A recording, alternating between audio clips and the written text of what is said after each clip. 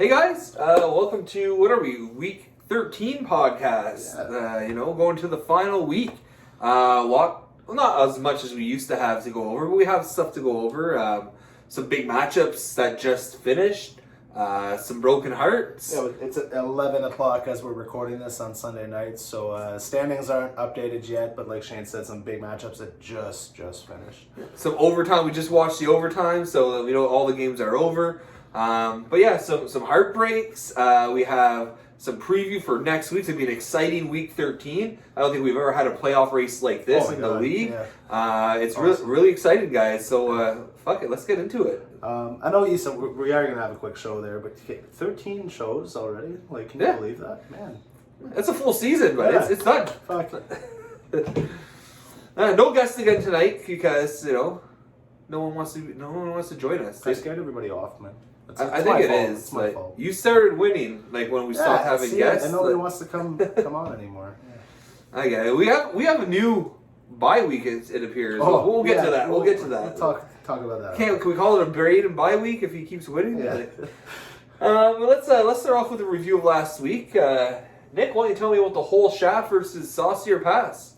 Yeah, this one was a pretty easy win for me, 12-3. You hear that, Corey? Yeah. Your playoff dreams were easy for him. Yeah, no, honestly, I wasn't really concerned throughout the whole week. Even yesterday, like I had brought it up in the chat that I had Draisaitl on my bench, and honestly, I wasn't even that upset about it. So that was planned. He didn't want that -5. Yeah, but I also love Gaudreau on the bench, and he went 1 goal, 1 assist. I think 1 was on the power play, but it doesn't matter. I just felt comfortable winning that week, and Corey is the only player this week who was in contention who is no longer in contention. Yeah. Killer here, the Axeman. Like he's gonna take you out. End of your dreams, bud. The mighty CB versus Sean's bitch. As you can see, I already changed my name. 10-2 doesn't really quite tell the tale. Get yourself a couple of minutes and look at the score. What was it? Like an hour ago. It was what? We were 6-6. Yeah, even before that, you went into the day. I went into the day with the lead. Yeah. He had 10 players playing, and then Boston lets in 8 goals. Oshie and Ovechkin all over that, just eating the Bruins up. I was 1 goal shy of a shutout here. I lost 1-0 today with my goalie. It was a tough week, but it just showed, if you look at all the stats, there's about 12 categories that really could have went either way in the whole week. I look forward to maybe a rematch in the finals with Sean, I'm hoping. And we don't tie, because, But yeah, it doesn't tell the tale. What do you think about Pacioretty here versus the champs? Yeah, Pacioretty needed the win there to not to stay relevant, but to really turn it around, because he'd been sliding a little bit. To not lose to Derek. Yeah, but to turn it around, and he did just that, taking it to Derek 11-2 handedly. Another matchup that really didn't seem close throughout the whole week. It looked like Patches was going to win this one from day one. Oh man, El Reyes versus Suck My Ojek. Oh my god. 7-6 win for Neil. Barely hanging on. It was 7-5. It was a save at the last second of the game. He hit 7-6. Really close week. This keeps Neil in contention. You'll see when we go over our standings after. He is still alive in the playoffs, and they put El Reyes in danger here. So, interesting matchup. It's going to set the table for next week here.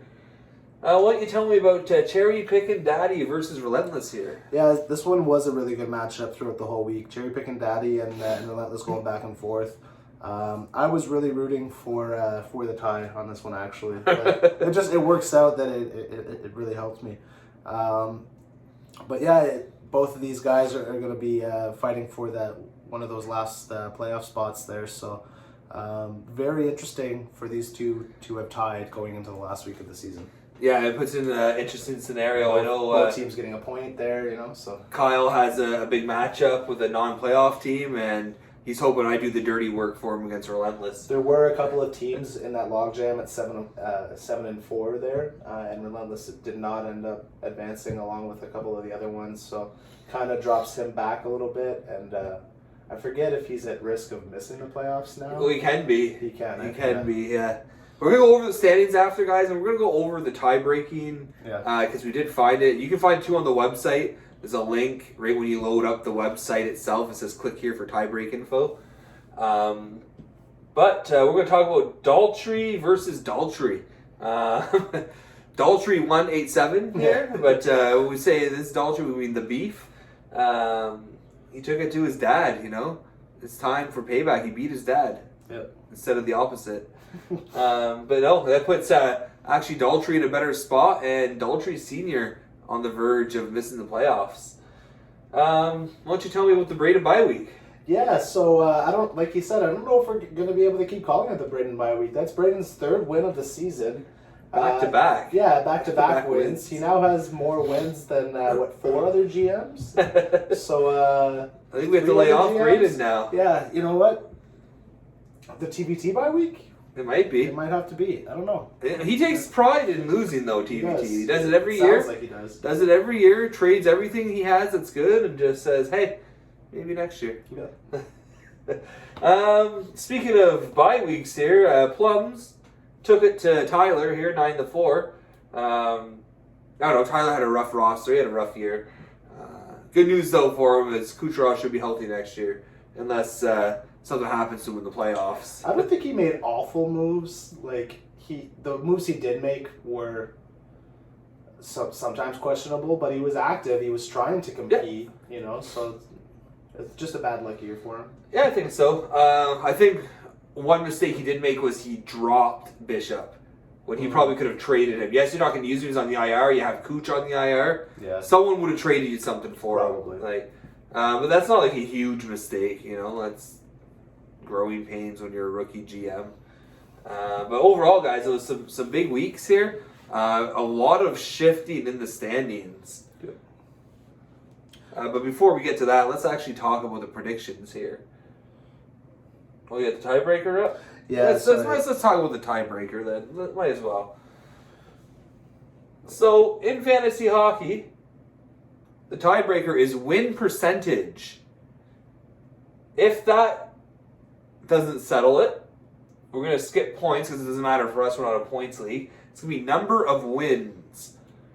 And if all else fails, it's recent week win percentages. So what I believe happens is they go to last week, and whoever has a win wins. But if they both have a win, I think it goes back a week before and keeps going, so on. Just the way that the standings are portrayed on the league website. Again, I don't think it's like this in the app. I don't think you see last week in the app. I don't think so. I've But never on the noticed website, it has just the last week, just the last 1 week. That's it. So we're thinking recent win percentage would be that, like Shane said, the last week. If you win and the opponent loses, or if you both win, then you have to go back a week before that until somebody had taken a loss. But that bodes well for the people fighting to get in. You know, those guys who were like me outside, who needed to string together a couple of wins. The only way we get in is if we get those wins. Well, I'm gonna have that tiebreaker on you now. So if you want to slump at the end of the year, yeah, then exactly. you're in trouble. It kind of sucks for those people who had, you know. I played well all year. Yeah, you built up that nice little cushion, and then people who are in those what, 3rd, 4th, 5th spots that are now kind of in jeopardy. Because they might have a little slide at the end of the year. Because and of injuries or PPD. Or something. Yeah. So that's really going to be interesting how that plays out. Sorry, I skipped the predictions. We'll jump to that quick before we do the... Before we review our standings. This is all handwritten, the standings, guys. We did the math based on the tiebreakers because it's not updated yet. Yeah. So if you don't believe us, then just check tomorrow. You'll see. So here we had the whole Shaft versus Saucier Pass, so battle of the Sauciers going at it. Most people taking the Shaft to win, and I was able to come out with the W for us there. Then we had the... it keeps doing that now. You didn't want to talk about Ramrod. So we had 3 people taking Ramrod. They were incorrect. The mighty CB coming away with the victory here. Then we had a sweep in the next matchup, the Champs versus Patches. Most people taking Patches, everybody taking Patches, and he was victorious for us. Then we had a split matchup, El Reyes and Suck My Ojic. Suck My Ojic coming away with the victory here, so good for you, Neil. A bit of an upset there, actually. on the outside looking in. And like Shane said earlier, that does put him back into to that playoff picture. You can sneak in. For sure. Then we had another upset. The tie. Nobody picking the tie for Relentless and the cherry picking Dons. So everybody getting that one wrong. Then we had Daltrey versus Domo. Very close matchup at 8-7. Everybody taking Daltrey. And thankfully Daltrey was on top of that 8-7 matchup. Then Hockey Balboa. 2 people actually taking Hockey Balboa. Not even himself. Charlie Browns and Suck My Ojic, and they actually get rewarded for their bravery on that pick. For their bravery. And then lastly we had Please Don't Feed the Goalie versus Plums. Everybody taking Plums, and he did help us out there with the victory. So kind of a mixed bag this week. We had Suck My Ojic at 7-1, had the best week overall. Then we had a couple of 6-2s, couple of 5-3s, 4-4, and then we had some 3-5. So really all over the board, which is kind of unlike the last couple of weeks where we've seen very similar scores. This will be interesting because I think Neil was the one right behind Daltrey, right? So it really puts it was Kyle. It was Kyle, yeah. So Neil had a couple of rough weeks there at 4-4 and 3-5. The 7-1 absolutely does help him. But Kyle and Daltrey right at the top, 60-36 and 59-37 going into that last week. So it's going to be very, very interesting, right? Mm-hmm. I think that's going to be the battle. You know, I don't think anybody else really has a shot, unless these guys just go 0 for 8, which I really don't think is going to happen. No. And then everybody else goes 8-0 kind of thing. But yeah, it was really fun year. Look at our bottom record though. Out of the ones who participate regularly, 50-38, like above 500. Yeah, like, 12 above 500. Yeah. As well, you know. I don't even know if that would be the bottom because we said we were going by win percentages. Like myself and you both at 52 and 44, we're tied here. Only 8 wins above that 500 mark, where these guys were 12 wins above 500, right? So honestly, I think we would probably be last. Your 2 hosts would probably end up being last in this prediction matchup. A lot of predictions we made were out of spite. So it's true. Lesson for next year. I'm very spiteful. Yeah. So there's the predictions going into the last week. That's what happened though. That's what you got to thank me for your season. I stopped picking you to win, and then you started winning out of spite. It's not because you wanted to. Yeah, it's because I had to prove Shane wrong. Yeah. It's like fuck that guy. Like, Shobi should have picked me to win. So all eyes will be on Daltrey and Kyle Bergeron's picks going into last week. Let's talk about the standings here. So it's gonna be tough because it's not updated. But we did the math here. We did the calculations with the wins lost from this week and the tie. Sean is still gonna hold that number 1 seed. Actually, like no one can catch him for that now. I'm in the 2nd seed. We got Plums, who should jump into 3rd. Yeah, from 5th to 3rd. Yeah. We got Daltrey, who's going to go from 6th to 4th. Yeah, 6th to 4th. We got Pacioretty, who should be in 5th. Going from 7th to 5th. We have Relentless, who's sitting in 6th now. Dropping from 4th to 6th because of his tie. We got Domo, who had a big drop. Yeah, from 3rd all the way down to 7th because of 1 loss. We have Shaft here jumping into 8th because he has the tiebreaker. Yep, so El Reyes and I are both going to be at 13 points, but I am going to have the first tiebreaker over him, which is win percentage, as I will have 1 more win over El Reyes, as he had 3 ties this year, which is kind of unheard of. You don't really see 3 ties in a season. And he almost tied today. Yeah, very close, right? Very, very close. Yeah, so El Reyes in 9th because of that. 9th, yeah. We have Neil, who's actually in 10th. Yep. Because he'll have the tiebreaker over Kyle Bergeron, who's in 11th. And both of those guys, 10th and 11th, will still be in it. Yeah, 12 points. They'll be at 12 points. 8th spot is at 13, and the 7th spot is at 14. You know, so very, very close. Still a lot of movement that could happen in this final week. So some big matchups which we're going to talk about. So keep in mind, 12 points you're still in, but really, 14 gets you in, essentially. No. Even then, you know, even then 14, you don't know. I had told you a couple of weeks ago, I think 15 is going to be the number. I said that about 3 weeks ago, and I think it's going to be right around 15 to surely get you in. Yeah. 14, somebody with 14, even somebody with 13 might end up getting in next week, like depending on the matchups. On how everything plays out. But 15 seems to be that magic number to lock you into a playoff spot. Oh, it was good. It's going to be a good end to the season. Let's talk about the preview. Yeah, so what do we have here? Week 13. Some big matchups here, big playoff implications. And right off the bat, I'm going to ask you about a big playoff implication here. Whole Shaft versus Rain the Plums.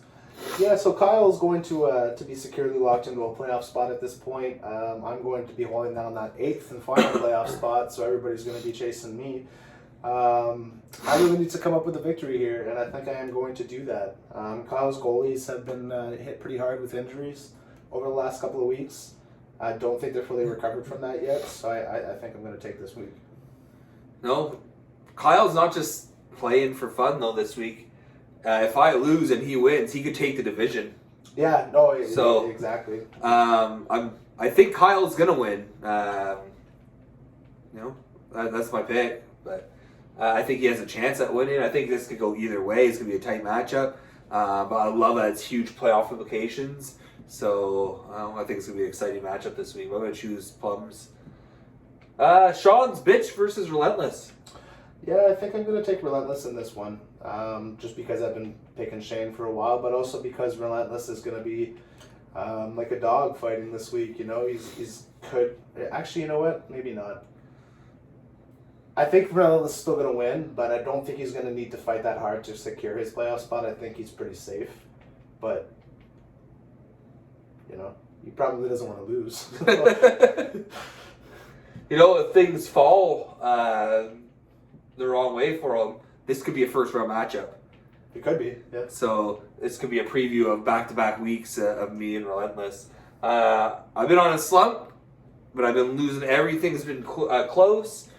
I finally made the decision to cut Teravainen this week. Did you? Yeah. Yeah. That's 3 in a row for you, right? Yeah. Shit. The thing is, I've had Teravainen hoping he's coming back, and then they updated it yesterday saying he hasn't even been skating yet. Yeah, Who knows? I'm like, well, I'm not gonna hold on to him then. Yeah. Like, I'll just drop him. I probably waited a little too long, but when you give up a pick for a player, you hope that he pans out. Yeah, exactly. But I think I'm going to take it to Relentless. I know it's going to be tough as Florida boys. It depends on how many times Florida plays this week, I guess, right? Matchups are everything.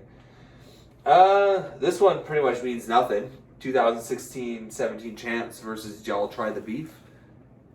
Yeah, what do you think? Dolce's going to take this one, even if he's not trying too hard. His roster is just so much better than the champs. But like you said, it doesn't mean a whole lot. I think Dolce's one of those people who secured his playoff spot, so... Daltrey, you hear that? You be your old self this week and not set your lineup. Just make sure you set it next week. I think you're going to win, no problem. El Reyes versus Domo Arigato, Mr. Shibato. Tell me about this. This is the matchup of the week for me. So this is going to be the 7th seed against the 9th seed. 1 point is going to separate these two players. I think Domo is going to take it. I feel like he's a little bit more active than El Reyes is. Sometimes that's not a good thing. But I think he's really going to try to fight as much as he can to get into the playoffs this week. Because he knows if he loses, then he's probably going to drop out, right? So, El Reyes is in that same boat. I really think it's going to be Domo. So El Reyes kind of got screwed over, but he has a couple Canucks players. So they're going to be coming back only Friday, I think, right? So that's going to be tough for him, It's tough for him, but you don't drop those guys like Pedersen. Yeah, no, exactly. You can't. Like, those are your keeper players. So he's in rough, but even a tie doesn't help El Reyes in this game. He needs a win. Yeah. And I hope really when he looks at it that he says, hey, that's what I need, and he goes out and picks it up. I'm going to say El Reyes. I'm going to say he fights for his playoff spot and just kind of, gives it to Daltrey Sr. here, who's been on a slump himself for a little bit there now. Cherry Pickin' Daddy versus Saucy or Pass. So this one I'm going to have to take Cherry Pickin' Daddy. Saucy or Pass with the loss this week is going to be out of it. Cherry Pickin' Daddy needs to win to give himself a chance to get in. I think he's going to have just a little bit more care and a little bit more attention to detail this week because of it. So Cherry Pickin' Daddy. Yeah, I'm going to agree. he has some tough decisions to make. I know he made a tough decision. He dropped Radulov earlier in the week. Yeah, I saw that. He did message me about another player. Do you think I should drop him? I had a couple people reach out to me this week for fantasy advice. I hope they weren't fantasy advice sluts and went around and asked them. But, if you come to me, I'll give you my opinion, but I won't like it if you're asking everyone. But no, I think Kyle is gonna take it this week. I think now Corey's deflated. I don't know if he's gonna get off on playing spoiler or if I don't care anymore. Maybe he will. Maybe he's like, fuck you, Kyle. If I'm not making it, you're not making it. But I don't know, I guess we'll see. This one, does Braden finish with 4 wins? This would have been interesting just if Braden hadn't strung together a couple of wins there, just because it would have been for that last for the top, right? But I'm going to have to take Braden in this one. He's shown in the past that he can win. Yeah. So yeah, I'll take Braden over please don't. I'm gonna say Braden. I can't believe I'm saying it, but I think Braden's on a little roll. Maybe he needs to change his Rocky Balboa here, but I don't know, man. He was on the ropes. He was the underdog. Yeah. He's coming back. He's got the eye of the tiger. He came alive in the 10th round. I think it's a little late there, Braden. But, is he gonna finish the year with 3 straight wins? Man, that'd be impressive. It would. Start next year off on the right foot. Yeah, show up for the draft, and you'll start on the right foot. He auto-drafted last year, true. right? That's true. Well, I think this is a wash, but why don't you tell me about Sean versus Travis? Like you said, Sean's got first place locked up, so he doesn't even have to set his lineup all week, and it won't change anything. I'm still going to take him to win, but it doesn't matter. We all know Travis doesn't want to win. If he wanted to win, he would have made better decisions throughout his tenure in this league. Would have made more competitive decisions for this year. I think he made some really good moves this year. He got so much value, stupid fucking value. He did a lot of turnaround though, a lot of flipping. It's I don't know. It's hard to even tell if they were all good or not. Because he gave up the Florida boys, he got the Winnipeg boys. So quickly. At a certain point, you got to take a step back and evaluate. Look at what you started with and where you finished, kind of thing. Was it all worth it? I feel like I got myself in that boat. That's why I was so reluctant to trade or get rid of Teravainen. It's just when I picked up Teravainen, that was the move. I'm I went one too far. Yeah. One too far. I didn't have that player anymore that I'm I don't care if I drop. Exactly. You can't lose that spot. That's a valuable spot in your team. That floater spot. Sometimes it's good to have 2. I'm kind of in that boat right now where I think everybody on my roster I've either traded for or they're keeper players, so it's kind of if I'm dropping somebody, it's a pick wasted down from months ago. But you can't look at it like that, It's what do I need now? Exactly. What do I need now? Pacioretty versus Suck My OJ. It's gonna be a big match. That is gonna be a good one. I think Pacioretty's gonna come away with the win here. Suck My Ojic has been fighting these last couple of weeks and really staying relevant after selling a good portion of his team there. But I think Pacioretty Rumble's gonna take this one. I'm going to go against Pacioretty. I think Neil's goaltending has been hot of late. He has the Rangers duo instead of the Flyers duo, which was a huge upgrade. Sorokin has been playing really well for the Islanders. I think he might outduel Pacioretty's goaltending. It's fair. I think this could go either way. So I'm gonna choose Neil. Help me out here, Neil.